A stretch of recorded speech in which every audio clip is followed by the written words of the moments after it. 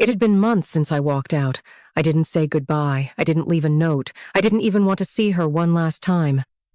The woman I loved, the woman I married, had betrayed me in a way I couldn't even wrap my mind around. The day I found out about the affair, I left, and I stayed gone. But now, here I was, standing in front of her. She had come looking for me. I hadn't expected it. I didn't want to see her. And yet here she was, pleading for forgiveness. But why? Was it love or regret? The discovery wasn't sudden. It wasn't like I walked in on them in some dramatic moment. No, it was the small signs, the little things I brushed off over the years. Her distant eyes. Her late nights at the office. The phone that always seemed to be on silent. But one night, I came across a message one I couldn't ignore. The words on the screen hit me like a slap to the face. I knew in that instant that everything was about to change. I didn't confront her. I didn't scream. I didn't demand answers. I just left. It was the only thing I could do.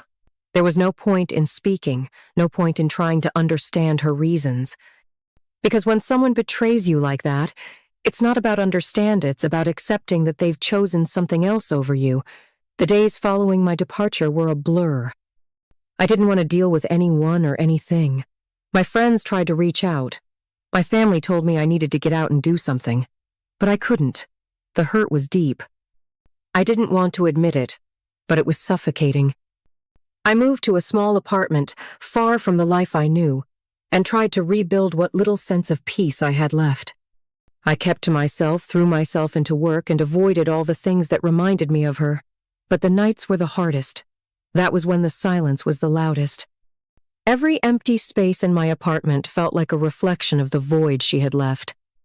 There were moments when I missed her, when I wondered if she was hurting as much as I was, but I quickly reminded myself that she had made her choice. She had crossed a line and there was no going back.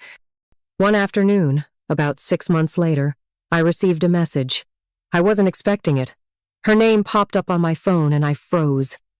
For a split second, I considered ignoring it, blocking her out of my life entirely.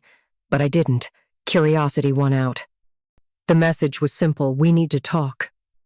I stared at the screen, feeling a strange mix of anger, confusion, and disbelief. What did she want now? After everything, after I left without a word, why was she reaching out? Was it guilt? Was it regret?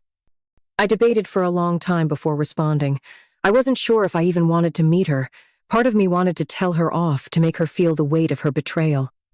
But another part of me, I didn't want to admit, was hoping she had changed, that she realized what she had lost, that maybe, just maybe, we could find our way back to each other. I told her to meet me at the cafe we used to go to, of the few places I knew I could sit and not be overwhelmed by memories. She arrived early, sitting at the table in the back corner, staring down at her hands. She looked exactly the same, yet completely different. Her hair was shorter now, and there were subtle signs of exhaustion under her eyes.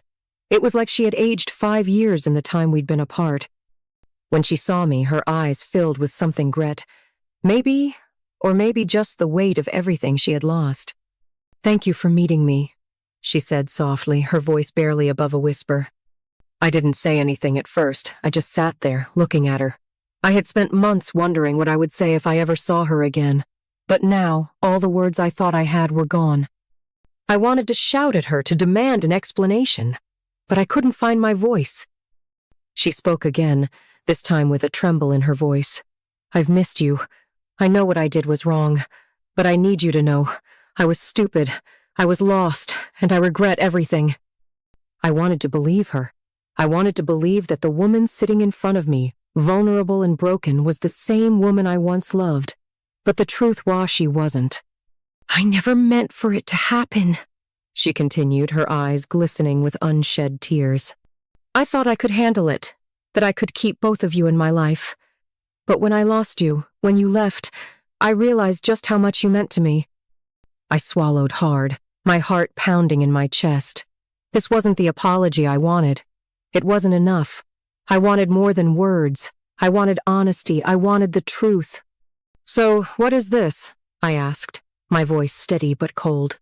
"Is this about you wanting me back? Or is it about you realizing that you lost your safety net?" Her face fell, and for the first time I saw a glimpse of the truth in her eyes.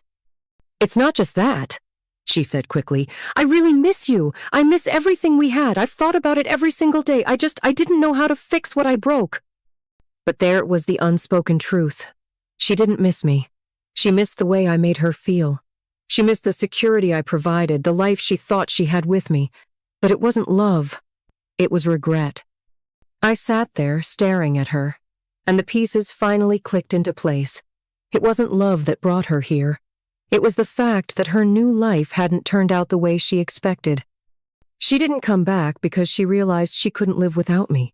She came back because her backup plan had failed, and now she wanted to make sure I was still an option. And that's when I knew I couldn't go back. Not now, not ever. I stood up, feeling a finality wash over me. "I think you should go." She didn't argue. She didn't try to convince me otherwise. She just nodded, her face a mask of disappointment and regret. She left that day, and I stayed behind, letting her go. As I walked away from the cafe, a sense of clarity flooded over me. I had done the right thing. Forgiving her didn't mean going back to what we had. It didn't mean pretending everything was okay. It meant accepting the reality of the situation and realizing that if she truly loved me, she would have never risked losing me in the first place. If you're waiting for someone to realize what they lost, stop. If they ever come back, just remember they don't miss you. They miss the way you made them feel. And that's not love. That's regret.